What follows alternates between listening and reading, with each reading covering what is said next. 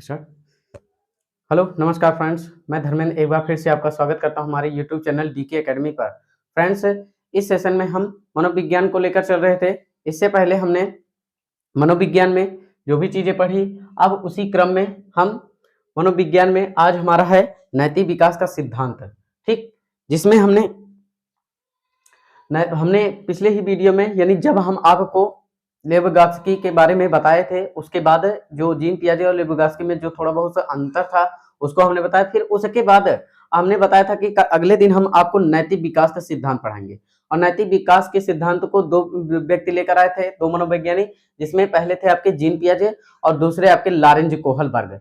तो इसमें हम पहले जीन पियाजे का नैतिक विकास का सिद्धांत देखेंगे कि इन्होंने क्या बताया, फिर उसके बाद लॉरेंज कोहलबर्ग के बारे में हम पढ़ेंगे, ठीक।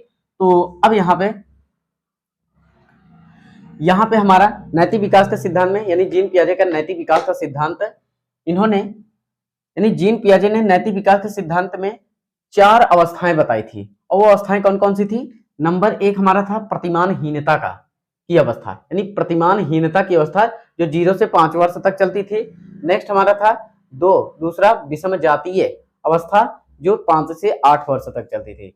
तीसरा था हमारा परस्पर अधिकार अवस्था जो 9 से 13 वर्ष चलती है। और चौथी थी यानी अंतिम अवस्था जो थी स्वयं शासित अवस्था जो 13 वर्ष से ऊपर अर्थात 13 वर्ष से 18 वर्ष है। तो यही नैतिक विकास के जो अवस्थाएं जीन पियाजे के द्वारा बताई गई, ये 4 अवस्थाएं थी। आपका संज्ञानात्मक विकास की अवस्था और नैतिक विकास के यानी जीन पियाजे के अनुसार नैतिक विकास की कितनी अवस्था, ये पूछा जा सकता है, ठीक। तो इसको आप जरूर ध्यान दीजिएगा, क्योंकि स्तर तो सभी लोग पढ़े होते हैं, अवस्था के बारे में थोड़ा बहुत कम ही लोगों को पता होता है। तो इसी क्रम में अब हम इसमें स्तर, इन्होंने स्तर 3 बताए, ठीक। नंबर 1 हमारा है नैतिक समानता, यानी स्तर इन्होंने 3 बताए। नैतिक समानता, नैतिक यथार्थता, यहाँ पे नैतिक यथार्थता है, ठीक है। आपका पहला था आपका नैतिक समानता, ये समानता है आपका यानी नैतिक समानता। और दूसरा हमारा था यहाँ पे नैतिक यथार्थता, ठीक, नैतिक यथार्थता, ठीक। सॉरी, यहाँ पे गलती हुई थी थोड़ा बहुत, तो इसको हम देख लेंगे, लिखने में थोड़ा सा मिस्टेक हो गया था। तो नैतिक समानता पहला हमारा है, और इसका दूसरा नाम है पूर्व नैतिक चरण, ठीक। इसका दूसरा नाम क्या है? पूर्व नैतिक चरण। और यहाँ पर इसी में हम पहले इसको और जानेंगे, और किस नाम से जानते हैं इसे व्यवस्था की नैतिकता या फिर विषमता की नैतिकता कहा जाता है। और इसी नैतिक समानता में ही जीन पियाजे ने बताया कि इस स्तर पर बालक के अंदर विद्यमान नैतिकता दूसरों के द्वारा स्थापित नियमों पर आधारित होती है। यानी इसमें क्या बताया है, जीन पियाजे ने बताया है कि इस अवस्था में या इस स्तर पे जो बालक में नैतिकता होती है ना, वह दूसरों के द्वारा बताए हुए यानी दूसरों पर निर्भर होता है। अर्थात जो दूसरे जो भी कहेंगे कि ये सही है तो वही उसको सही मानेगा। यानी बूढ़ बुजुर्ग जो भी हमें बताते हैं कि ये सही है गलत है, तो बच्चा क्या करेगा, उसी को सही या गलत मानेगा, ठीक। आगे, इस स्तर पर बालक स्वहित के भाव से स्वयं नियमों का पालन करता है ना। यहाँ पर आपको बालक को बहुत ज्यादा प्रेस करके आपको नहीं काम करवाना है। यानी यहाँ पर बालक खुद ही, यानी जब उसको लगेगा मेरा इसमें फायदा है तो वो क्या करेगा, मैं इसमें, यानी बालक उसको कार्य करने के लिए खुद ही वो जाएगा।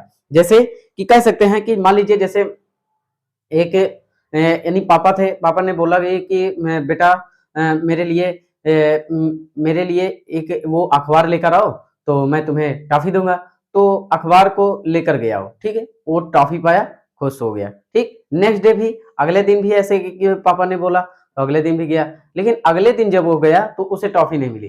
तो वो जान गया कि नहीं, इसमें मेरा कुछ भी फायदा नहीं है, तुम जाके ले लो, है ना। वो बिल्कुल ही उस कार्य को नहीं करेगा। कहने का मतलब, बालक को जब उस कार्य के प्रति उसका स्वहित यानी उसके स्वयं का जब कुछ भी लाभ होगा तभी वह उस कार्य को करेगा, नहीं तो नहीं करेगा। यही है स्वहित के भाव से। अगला है, इस स्तर पर कोई भी बात पूर्णतः गलत होती है या फिर पूर्णतः सही होती है। यानी कि जो कुछ भी यानी कहते हैं यानी जो लोग कुछ भी कहेंगे वह पूर्णतः या तो सही होगी या फिर पूर्णतः गलत होगी। कहने का मतलब जैसे मान लीजिए बच्चों को कुछ भी बताया जाता है तो उसको, वो तो बच्चा है, उसे क्या पता है ना, तो आप जो भी बताएंगे, क्योंकि यहाँ पे पहले ही बता दिया गया है कि इस स्तर पर बालक के अंदर विद्यमान जो नैतिकता होगी वह दूसरों के द्वारा स्थापित नियम, यानी जो दूसरों के द्वारा जो जो कुछ भी बताया जाएगा, चाहे वो सही बताया जाएगा चाहे गलत बताया जाएगा, यदि पूर्णतः या तो वो सही बात ही होगी या फिर पूर्णतः गलत होगी। आगे इस स्तर पर नेक्स्ट हमारा, इस स्तर पर परिणामों के आधार पर उनके कार्यों को सही या गलत ठहराया जा सकता है। अर्थात जब बालक, कहने का मतलब बालक खुद भी समझ सकता है, यानी जान जाएगा अगर वो गलत काम किया, ठीक है, बालक ने गलत कार्य किया और उसके लिए वो सजा पा गया, तो वो जान जाएगा कि नहीं, इस कार्य को नहीं करना चाहिए क्योंकि इस कार्य को करने से हमें दंड मिलता है, तो तुरंत सजग हो जाएगा। ठीक, तो यही है क्या कि उनके कार्यों को सही या गलत ठहराया जाता है, वो जान जाता है। आगे अगला हमारा है नैतिक यथार्थता। नैतिक यथार्थता इसी का दूसरा नाम परायत्र या पराधीन नैतिकता, पराधीन की नैतिकता। इसमें बताते हैं इसकी अवस्था जो थी 5 से 8 वर्ष चलती है। इन्होंने इसमें बताया कि यह स्तर समवयस्क बच्चों के साथ बढ़ती अंतःक्रिया का परिणाम होता है। मतलब इसमें क्या होगा, बच्चा हम उम्र के साथियों के साथ जो भी क्रियाएं करता है उसी का वो उसमें परिणाम होता है। नेक्स्ट है इसमें, इस स्तर पर बालक स्व केंद्र से हटकर पारस्परिक सहयोगात्मक खेलों में रुचि लेने लगता है। कहने का मतलब इस अवस्था में जो भी बालक होता है, पहले वह अकेले किसी भी खेल को खेलने का पसंद करता था, लेकिन जब वह इस अवस्था में आ जाता है, इस चरण में आ जाता है, तो बालक क्या होता है, उस समय पारस्परिक है, यानी वो और उन लोगों को भी अपना सहयोगी मानकर उस खेल को खेलता है। ठीक, अगला नैतिक सापेक्षता, जो 9 वर्ष का, 9 वर्ष से अधिक, तो इसमें बताया गया है स्वायत्त या स्वाधीनता की नैतिकता इसे ही कहते हैं, या 12 वर्ष की आयु में प्रारंभ। कहने का मतलब होता तो ये 9 है, लेकिन वास्तविकता यही है कि इस नैतिक सापेक्षता का विकास जो है वह 12 वर्ष की अवस्था से शुरू होता है। ठीक, तो समझ गए होंगे। आगे बाह्य दबाव में भी वह न्याय के आदर्शों का अनुसरण करता है। अर्थात बालक को चाहे जितना, यानी अगर इस स्तर पर बालक है तो बालक को आप चाहे जितना भी कुछ भी कहिए, लेकिन वह एक बार अगर गलत कार्य करने के लिए आप कहेंगे तो वह एक बार न्याय के बारे में, अच्छाई के बारे में वह जरूर सोचेगा। ठीक, इसका मतलब यही हुआ। आगे इस स्तर पर बालक तथा बालिका, यानी यहाँ पे बालक या बालिका नहीं कह सकते, क्योंकि यहाँ पे 12 वर्ष जब ऐसी नैतिकता जब विकास होता है तो वहां पे किशोर और किशोरी हो जाते हैं ना, तो इसका मतलब है कि यहाँ पे बालक बालिका कहना अशुद्ध है, यहाँ पे इसके स्थान पे हम कह सकते हैं किशोर या किशोरी। तो निर्माण के संबंध में अपने स्वयं के नियम बनाना शुरू कर, अर्थात कहने का मतलब जब बालक इस स्तर पर पहुंच आता है तो वहां पर किसी भी प्रकार के खेलों में वह अपने, या किसी भी खेल या फिर और भी तरह तरह की जो भी चीजें होंगी उन सब में अपने विचार से ही वह कार्य को करेगा, उस पर अपने नियम अपने आप ही बनाएगा। तो इस तरह से हमने नैतिक विकास के सिद्धांत यानी जीन पियाजे के नैतिक विकास का सिद्धांत को देखा। आप इसका स्क्रीनशॉट ले लीजिए और उसके बाद फिर चलिए, उसमें उम्मीद है आप उसका स्क्रीनशॉट ले लेंगे। अब हम इसमें लॉरेंज कोहलबर्ग का नैतिक विकास का सिद्धांत देखेंगे। इसमें इन्होंने क्या बताया, तो इसमें हमने देखा ये लॉरेंज कोहलबर्ग के बारे में थोड़ा जान लेंगे। यानी ये आपके जर्मन मूल के अमेरिकी मनोवैज्ञानिक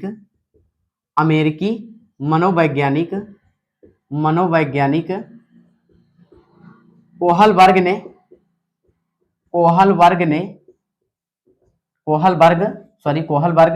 अपने नैतिक विकास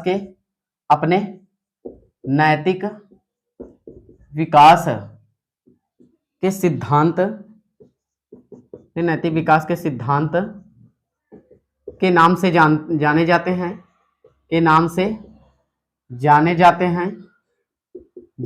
हैं पियाजे के ही अनुसार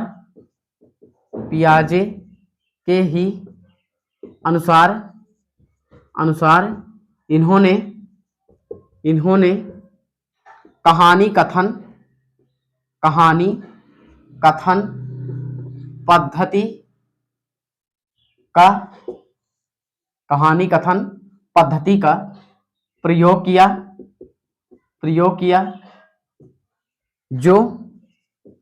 जो 10 से 16 वर्ष की आयु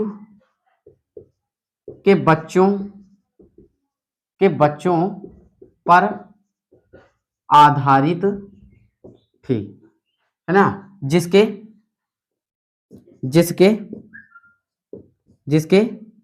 3 स्तर बताए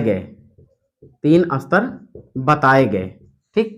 ये रहा। नहीं, जर्मन मूल के अमेरिकी मनोवैज्ञानिक कोहलबर्ग ने अपने नैतिक विकास के लिए जाने जाते हैं, और इन्होंने ही कोहलबर्ग ने ही पियाजे की ही तरह इन्होंने कहानी पद्धति का प्रयोग करके इन्होंने पद्धति का प्रयोग किया, और इन्होंने ही जो 10 से 16 वर्ष की आयु के बच्चों पर आधारित थी, यानी जो कहानी पद्धति थी वह 10 से 16 वर्ष की आयु के बच्चों पर आधारित है, और जिसके 3 स्तर बताए गए। इस स्तर को जानने से पहले हम इनमें इन्होंने 3 शब्द दिए, वो 3 शब्द कौन कौन से थे उनको हम जान लेंगे। 3 शब्द वो कौन कौन से थे। पहला था हमारा नैतिक दुविधा, एक हमारा था नैतिक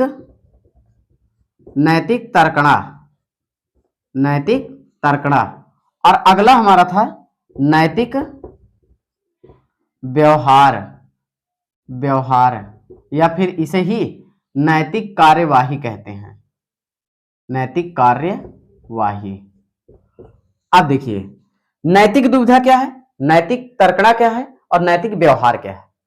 चलिए, नैतिक दुविधा का मतलब होता है जब आप समस्या में फंसे हो और उन समस्या में किसी भी विकल्प का आप चयन ना कर पाए, यानी समस्या में उपस्थित समस्या में किसी भी विकल्प का चयन ना कर पाना ही ये क्या है, नैतिक दुविधा है। और नैतिक तर्कणा क्या है, नैतिक तर्कणा का मतलब होता है समस्या में यानी समस्या के उपस्थिति में उस समस्या के निराकरण के लिए तर्क वितर्क या विचार विमर्श करना ही ये क्या है, नैतिक तर्कणा। कहने का मतलब समझ गए होंगे, नैतिक दुविधा और नैतिक तर्कणा में आप अंतर समझ गए होंगे कि नैतिक दुविधा क्या होता है, यानी समस्या के उपस्थिति होने पर उसमें यानी समस्या का यानी उसका निदान नैतिक दुविधा का मतलब होता है कि समस्या के उपस्थिति में उसे सही गलत ठहरा ना पाना, ये क्या है, यानी उसमें विकल्प का उसका चयन ना कर पाना, ये क्या है आपका नैतिक दुविधा। और नैतिक तर्कणा का मतलब होता है समस्या के उपस्थिति होने पर उस समस्या के निराकरण के लिए तर्क वितर्क जो भी करना, ये क्या है, ठीक, नैतिक तर्कणा। और नैतिक व्यवहार क्या है, यानी समस्या के निराकरण करने के लिए उसके विकल्पों को स्वीकार कर लेना ही ये क्या है, आपका नैतिक व्यवहार या नैतिक कार्यवाही है। कहने का मतलब आप समझ गए होंगे कि नैतिक दुविधा क्या है और नैतिक तर्कणा क्या है और नैतिक व्यवहार क्या है, ठीक। चलिए, यानी इसमें नैतिक व्यवहार का मतलब होता है कि नैतिक विकल्पों का चयन कर लेना ही ये क्या है, या अपने व्यवहार में उतार लेना ही ये नैतिक व्यवहार या नैतिक कार्यवाही होगा, ठीक। तो इसमें यहां तक ये आप समझ गए होंगे। अब हम इसको इरेज करके अब हम आपको इसके स्तर बताएंगे, ठीक। तो स्तर कौन कौन से हैं, इसको इरेज कर दें, तो इसको इरेज कर दे रहे हैं।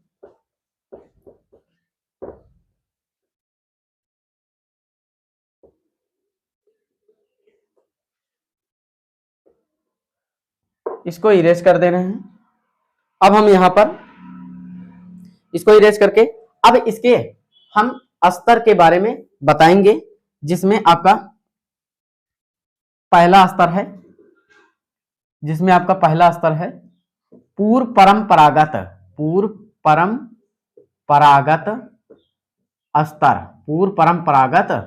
स्तर, ठीक। पूर्व परंपरागत स्तर के 2 सोपान, इसके 2 सोपान बताए गए। पहला हमारा है सॉरी, इसमें ए कर ले रहे हैं। पहला हमारा है इसमें आत्मकेंद्रिता, या फिर आप इसको लिख सकते हैं आत्मकेंद्रिता, या फिर आप इसको इसमें लिख दीजिए। पहला हमारा दंड एवं आज्ञा पालन, आज्ञा पालन, दंड एवं आज्ञा पालन, अभिमुखता, अभिमुखता, दंड एवं आज्ञा पालन, अभिमुखता। तो इसमें हम दंड एवं आज्ञा पालन अभिमुखता पढ़ रहे थे। अब हम इसमें होता क्या है, इसमें दंड एवं आज्ञा पालन अभिमुखता, यानी इसमें कहा जाता है, इसमें यह कहा जाता है कि इसमें बताया जाता है कि कुछ भी गलत सही नहीं है। इसमें बताया जाता है कि कुछ भी गलत सही नहीं है, कुछ भी गलत सही नहीं है, जिसके लिए दंड मिले, जिसके लिए दंड मिले वही क्या है, गलत है, गलत है। यानी लॉरेंज कोहलबर्ग बताते हैं कि दंड एवं आज्ञा पालन अभिमुखता में वे बताते हैं कि कुछ भी गलत सही नहीं है, जिसके लिए दंड मिले बस वही क्या है, गलत है। अगला इसमें दूसरा सोपान बताते हैं, इसमें बताते हैं कि यांत्रिक सापेक्षिक अभिमुखता है ना, या फिर इसी को ही दूसरा नाम बताते हैं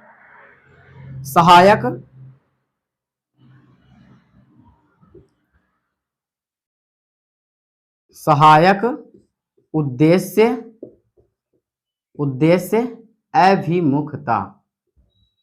अभिमुखता।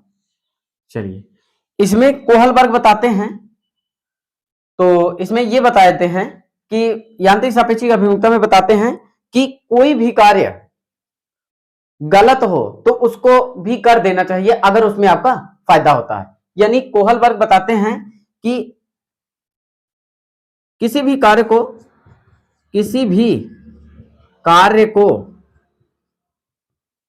कर देना चाहिए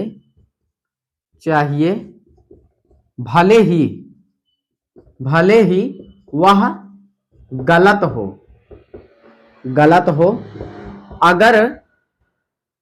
अगर उसमें आपका फायदा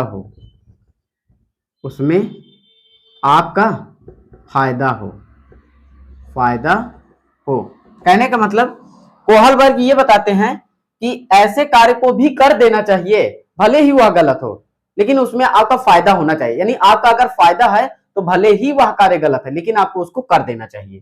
ठीक, तो इसी को कहा जाता है, इसी को कहते हैं, यानी इसी पर एक मुहावरा सेट होता है या लोकोक्ति कह सकते हैं कि अपना काम बनता भाड़ में जाए जनता, है ना, भाड़ में जाए जनता। यानी यहां पर आप अपना काम निकाल लीजिए भले ही लोगों की नजर में गलत हो। तो उम्मीद है इसको आप समझ गए होंगे। ठीक, तो इसके बाद हम अगला स्तर इसमें देखते हैं। अगला क्या है, इसको हम इरेज कर दे रहे हैं। उम्मीद है आपको इसको यह समझ में आ रहा होगा, तो इसको हम इरेज करके अगला देखते हैं।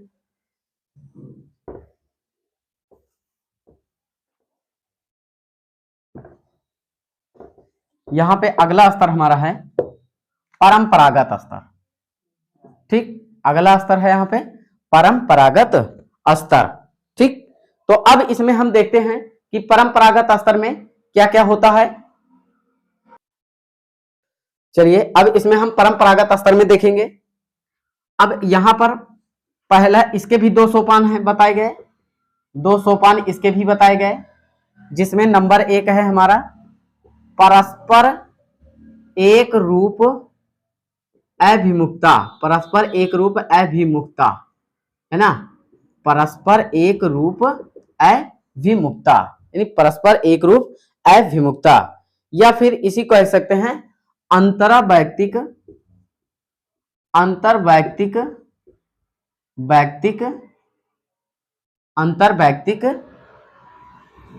अवस्था। ठीक, अंतरवैयक्तिक अवस्था। यहां पे क्या कहा जाता है, यहां पे कोहलबर्ग बताते हैं कि हमें उस कार्य को भी कर देना चाहिए, भले वो गलत या सही हो, ठीक है, गलत हो उस कार्य को कर देना चाहिए यदि हमारी लोगों की निगाह में छवि अच्छी बनी रहे, है ना। यानी यदि हमें लोगों की निगाह में अपनी छवि को अच्छा बनाना है तो हमें भले ही उस कार्य को नहीं करना चाहिए लेकिन कर देना चाहिए। ठीक, ये बताते हैं। कहने का मतलब हमें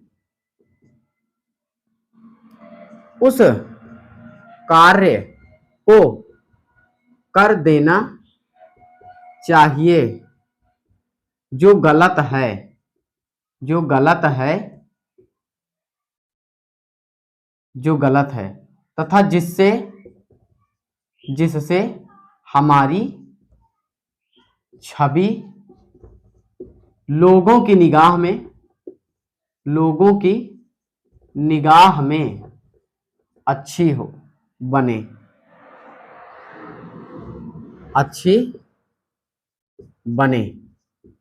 ठीक,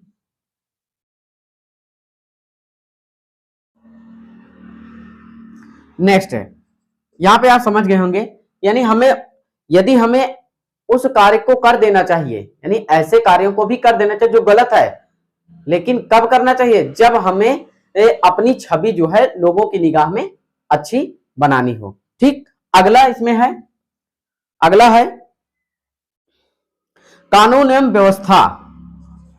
कानून एवं व्यवस्था अवस्था। ठीक, यहां पे इसमें क्या बताया जाता है कि इसमें यह बताया जाता है कि हमें ऐसे कार्य नहीं करने चाहिए। एक में आपका क्या कहेगा, करना चाहिए, एक में कहेगा आपको नहीं करना चाहिए। यानी हमें ऐसे कार्य नहीं करना चाहिए, हमें ऐसे कार्य नहीं करना चाहिए जो कानून या नियम के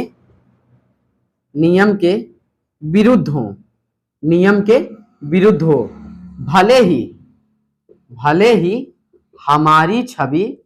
भले ही हमारी छवि लोगों में अच्छी ना बन पाए। ये कहने का मतलब है, यानी कोहलबर्ग इसमें इस सोपान में बताते हैं कि हमें ऐसे कार्य को नहीं करना चाहिए जो कानून या नियम के विरुद्ध हो, भले ही हमारी छवि लोगों में अच्छी ना बने। ठीक, तो उम्मीद है ये समझ में आया होगा। अब इसमें एक और स्तर आपका बचता है, फिर उसके बाद यहां पे आपका नैतिक विकास का सिद्धांत पूर्णतः खत्म होता है। इसको आप चाहे नोट कर लीजिए, फिर उसके बाद हम इसको इरेज कर दे रहे हैं। ठीक, तो इसको हम इरेज कर दे रहे हैं और इसमें एक स्तर आपका और बचा हुआ है, तो यहां पे हम देखेंगे,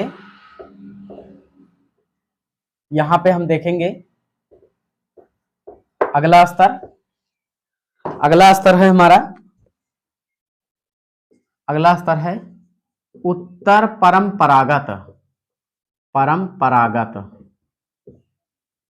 परंपरागत स्तर। ठीक, उत्तर परंपरागत स्तर। अब हम इसके भी दो सोपान बताए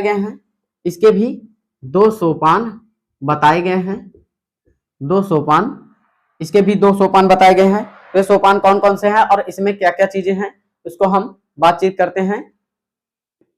तो इसमें दो सोपान आपको हैं। अब यहां पर हम एक पहला सोपान आपका होगा, इसमें पहला सोपान होगा आपका, जिसमें आपका पहला सोपान होगा सामाजिक अनुबंध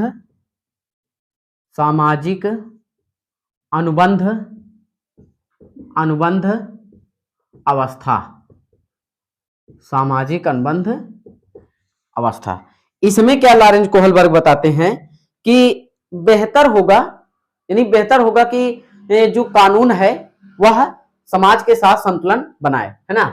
यानी बेहतर होगा कि समाज जो है, सॉरी कानून जो है समाज के साथ संतुलन बनाए, लेकिन अगर समाज के रास्ते में अगर ऐसे बाधा आती है तो समाज को ऐसे रास्ते बदल देने चाहिए। अर्थात कानून अगर समाज के रास्तों में अगर वो बाधा महसूस होता है समाज को, तो समाज को ऐसे रास्ते बदल देने चाहिए, है ना। यहाँ पे लिख सकते हैं कि बेहतर होगा, बेहतर होगा, बेहतर होगा कि कानून, कानून समाज के साथ, समाज के साथ संतुलन, संतुलन बनाए, है ना, संतुलन बनाए, है ना, यानी संतुलन बनाए, यानी बेहतर होगा कि एक कानून समाज के साथ संतुलन बनाए।